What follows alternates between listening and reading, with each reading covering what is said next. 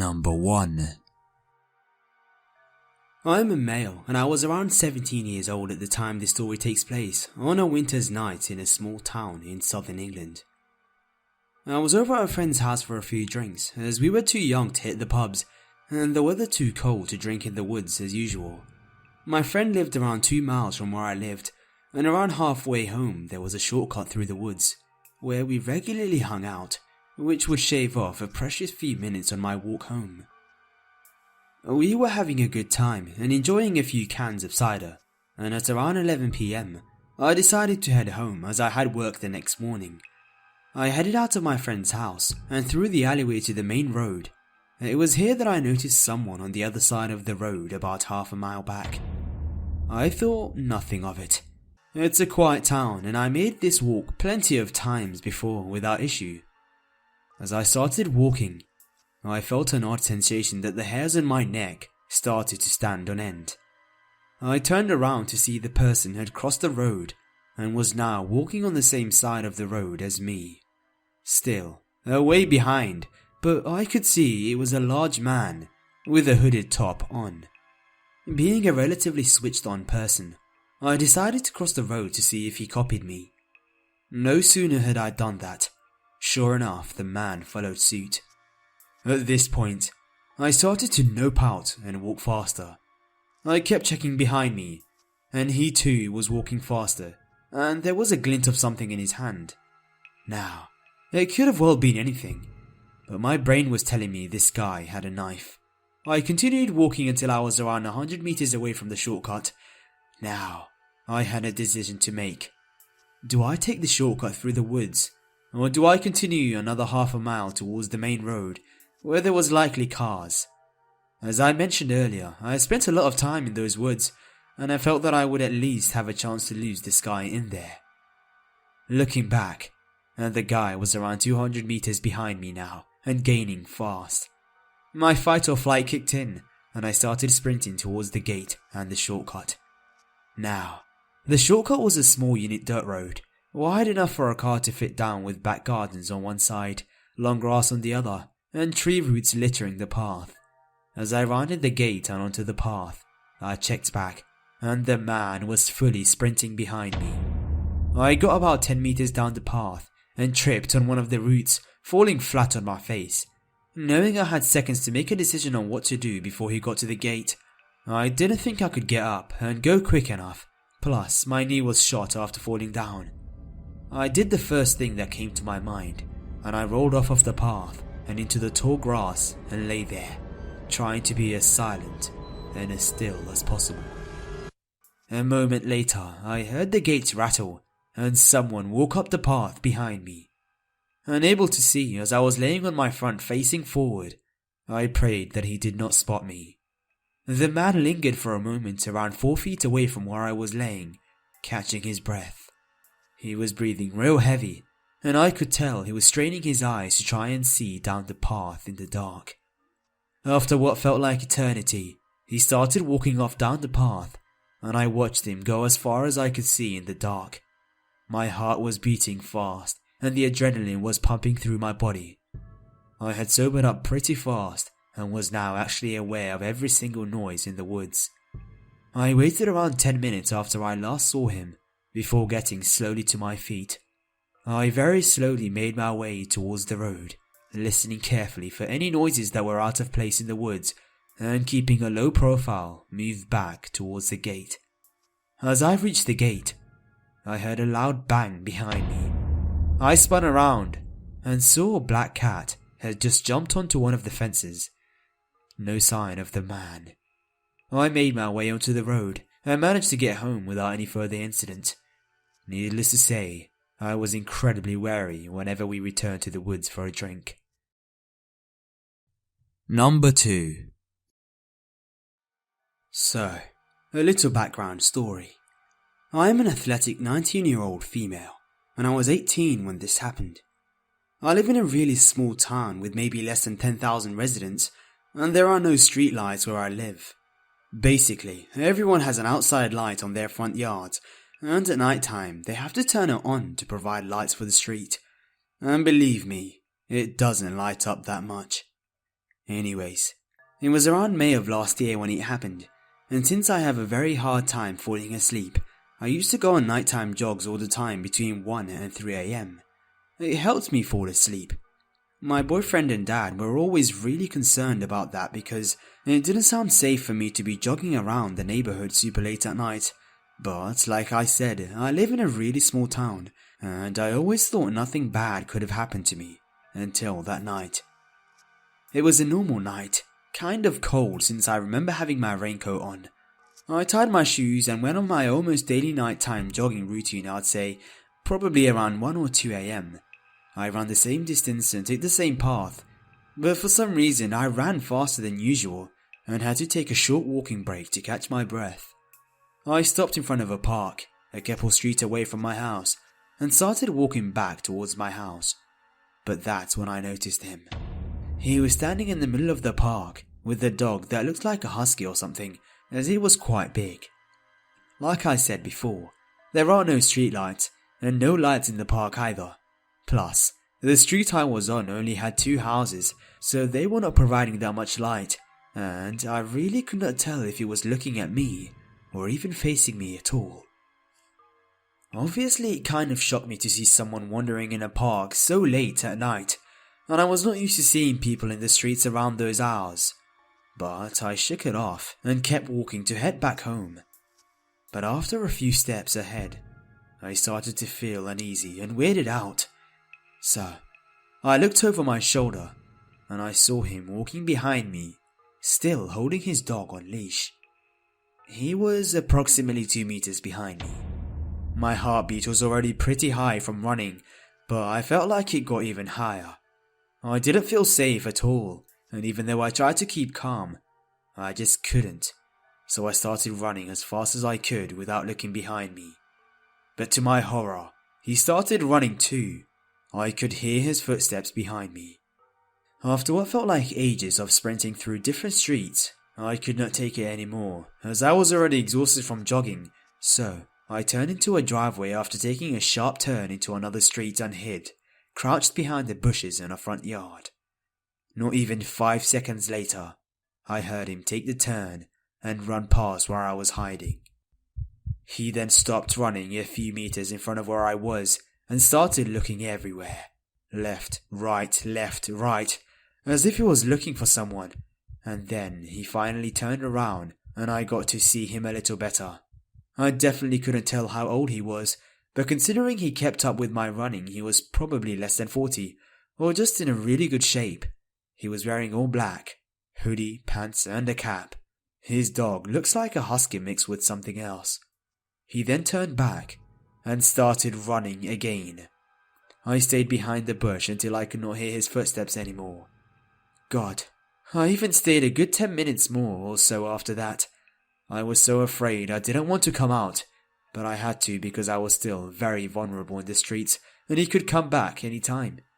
I then took all the courage and energy I had left, came out of where I was hiding, and started sprinting back the opposite direction he went to head back home, where I made it safely and promised myself never to run late at night. Never again. Number 3.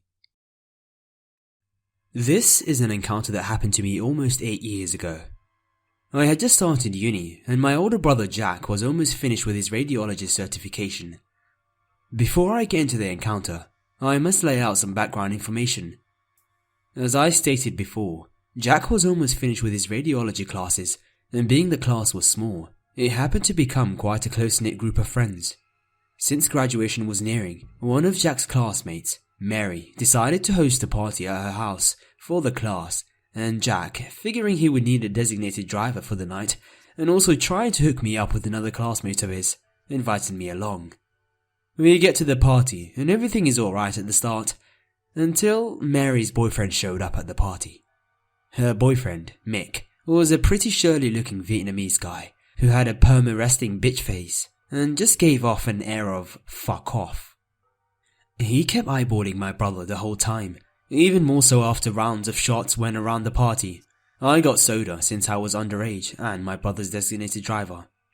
Eventually I noticed him and my brother talking, and whatever they were talking about which I would find out later in the car, was becoming ugly. Apparently, Mick didn't like my brother because Mary often studied with him. He ignored the fact that most of the time there would be 2 or 3 others studying with them, and that they never had any interaction apart from study groups. And with liquid courage in him, he threatened my brother, as well as me. My brother, who grew up with not the nicest sorts, gangs, drugs, violence, etc., quickly let his temper flare up, especially when Mick told him, "It would be a shame if your brother happened to not make it to his 8:30 algebra class after getting out of his silver truck." Not knowing at that moment why they were about to start physically fighting, I had managed to get my brother to his car, apologized to Mary if we were any trouble, and began to drive to my brother's home. I was trying to calm my brother down, but he dropped this bombshell on me. "He threatened you to get at me. He knows where you go to school and what you drive. He knows where you go to class first. You see anything, you tell me. He's fucking with the wrong family." To be honest, I didn't know how to take it at first. It freaked me out, but at the same time, I thought my brother might have been a little too sauced. I know my city has an issue with Vietnamese gangs, and to be honest, they can be scarier than the Hispanic gangs that run around, but I decided to brush it off, thinking both guys had too many shots and were just flexing at each other. Flash forward a couple weeks later, I am dating this girl from my uni, and we ended up studying at her apartment a lot, which was close to the school. After we got finished with homework, to be honest we didn't study much, I would drive home, often at around 1 or 2 AM. This night I was driving home. I was waiting at a light, waiting to make a U-turn to get into the highway ramp, when a car on the opposite side of the intersection, a green Toyota sedan, decides to blow through the light. Typical inner city driver, I thought to myself, when just as the car passes by, I thought I heard it backfire twice. Thinking nothing of it, the light turns green and I make my turn to get onto the ramp, and behind me I hear the car screeching through a U-turn, and soon enough the car is right on my ass. The ramp is a 1-lane ramp before it merges with another main highway, so I keep to the right to allow them to pass by. But they're just on my ass. I decided to speed up, hoping that he'd just back off, but he was just relentless. I tried brake checking, speeding, changing lanes, and trying to shake them off, but whoever is driving this car is just sticking to me like glue. Somehow, during all of this, my phone has flung itself to the passenger side of the car, out of reach, and I don't want to try to get it because I'm driving about 85 to 90 miles an hour, trying to shake this guy off. Eventually, I get to a part of town I know really well, with some dark neighborhood streets, so I make a last-second exit off the freeway, nearly sideswiping a car, and I barrel through a right turn, pull into a neighborhood, cut my lights, and drive until I find a dark dead-end street where I park and duck down. I manage to find my phone, and just as luck would have it, it's dead. So, I just lay low, freaking out when I saw approaching headlights. I sat there for over an hour, until I finally managed to convince myself if they knew where I was, they would have found me by now. I take side streets home, and when I get home, I somehow managed to get my jelly legs out of the truck. When I closed the door, I noticed on the trip under the door there were 2 small 1/4-inch holes, and I had that heart sink, body freeze feeling. I remembered what my brother had told me on that drive home a couple of weeks ago. My brother was still awake when I got into the house, and I took him aside. I asked him if anyone was trying to fuck with him by getting to me, and told him what had happened. Immediately, he got stone-faced and told me very flatly, "I'll handle it." And that was the end of the conversation. He told me to go to bed, and that everything would be okay. A couple nights later, at an ungodly hour of the night, I think about 3 or 4 AM, I hear a car screeching through the street and come to a stop at my house. My brother had come home, very drunk, and my dad was immediately furious, demanding to know what the fuck he was thinking. I remember my brother telling my parents there was a fight, and my brother's ex-gang friends took some guy in his car to teach him a lesson, but they told my brother to get the fuck home. After a shouting bout, everyone decided to go to bed, while I was still in my room pretending to be asleep. I was never followed again, but I was always pretty paranoid when leaving my girlfriend's house. A few months later, I decided to ask my brother what had happened with Mick, and my brother told me that they'd found out the club where he liked to hang out, and he and his friends decided to go drinking there, hoping he would show up. Well, that night he did. So, my brother and his buddies, being as drunk as they were, decided they were going to confront this guy. Mick was by himself, so my brother and co managed to get Mick out of the club and take him away in his own car. They told my brother they'd handle it and told him to go home. He didn't need to be there. They beat Mick up pretty badly and bashed up his car really bad as well. They found out Mick had his friends follow me around at school to know my schedule, etc., and that they planned to beat the shit out of me to fuck with my brother that night that I was followed. Mick apparently had this delusion that Jack was trying to steal his girlfriend from him and was extra psycho. Nonetheless, after that night, my brother never heard from Mick again, and he also found out Mary and Mick had broken a few days after that party, probably fueling Mick's desire to get at my brother. This was probably the scariest moment of my life, and knowing that they planned to do grievous harm, I shudder to think what would have happened if I wasn't able to lose them in that chase. Number 4. I graduated high school almost a year ago. I had really no urge to attend college or join the military and basically got stuck in my boring hometown for months, where I slowly became dependent on Xanax and booze, and was destined to repeat the cycle of white trash set before me by my parents and theirs before them. I knew I had to leave town, so I decided to sign up for a website you may have heard of called woof.com, which stands for Worldwide Opportunities in Organic Farming.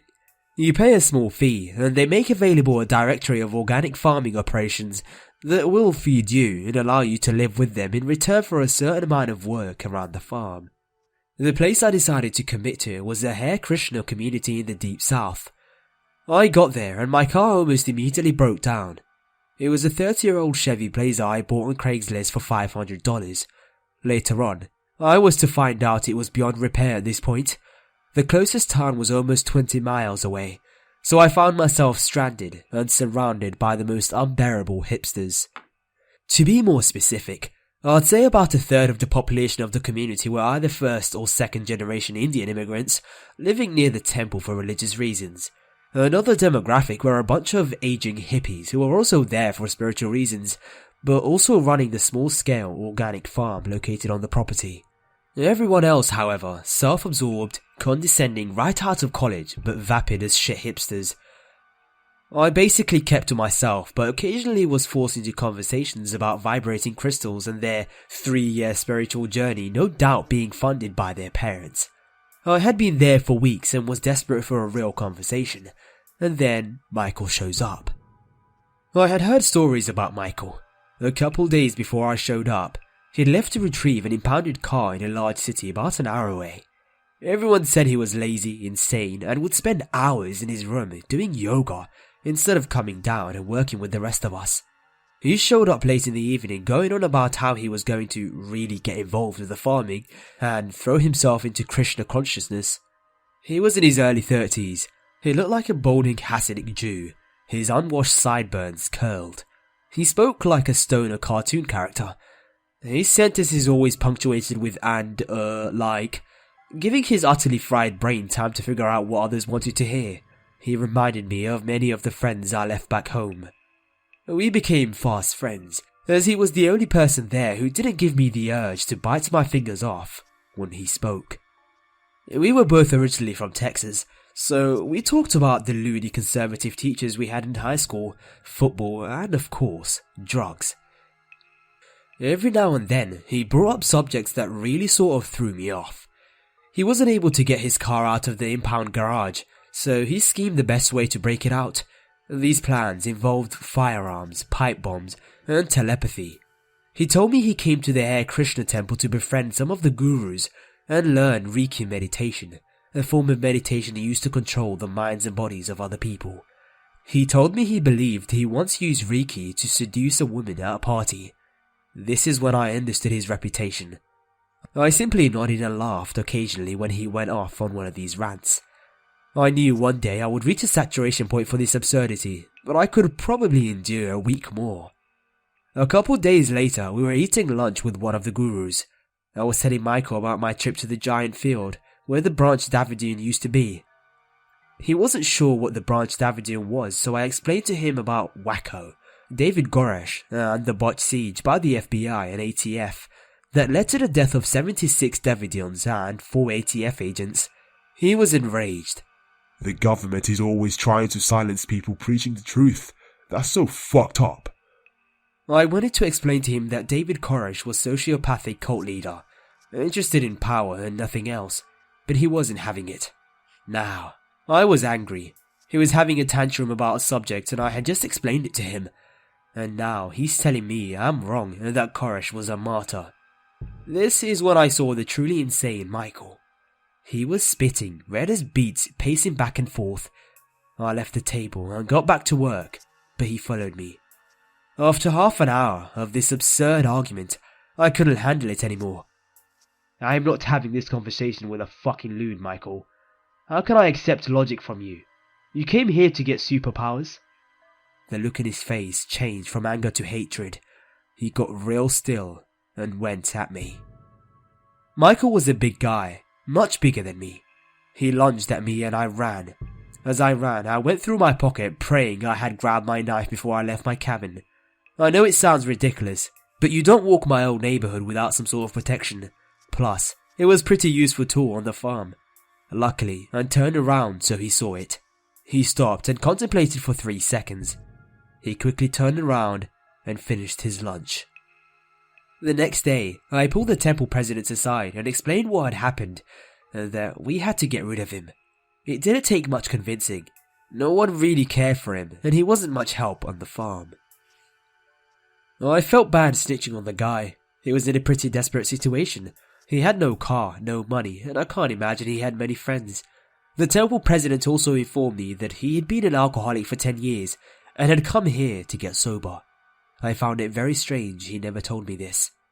Later that day, I saw through my window someone drive up and hand him several suitcases to pack what little he had, and I saw them both drive off to God knows where. Weeks went by, and the whole encounter kind of faded from my conscience. Late one night, I got a text. "Hey, this is Michael. We can get my car out for $280. Wanna go traveling?" I never responded. I wasn't sure how he got my number, but I figured he looked me up on Facebook or something. A few nights later, I was in the temple office using the Wi-Fi to make some emails.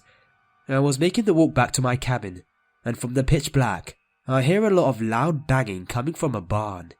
I remember thinking it must have been an animal, but also thinking it must be a pretty big one to make that much noise.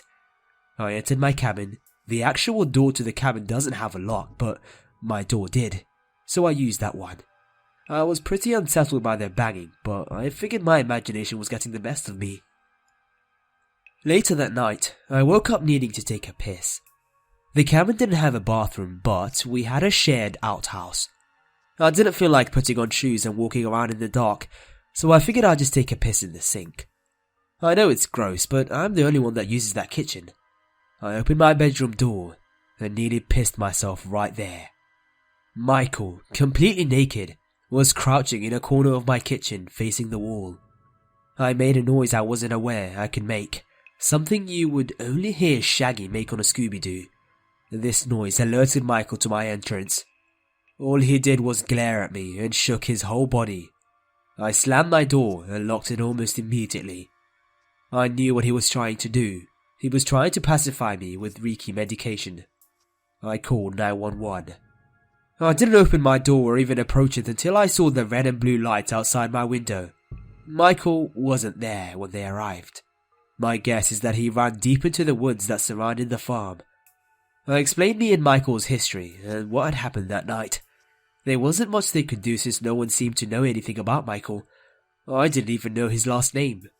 I had to leave the farm shortly after. Calling the police was really frowned upon, since I believe many of the old hippies thought they were still avoiding the draft. I didn't mind leaving either. I couldn't sleep, knowing Michael might be out in those woods, angrier than he was before. I stayed up almost 3 days while I waited for my friend to come pick me up. Hey guys, it's the Grim Reader.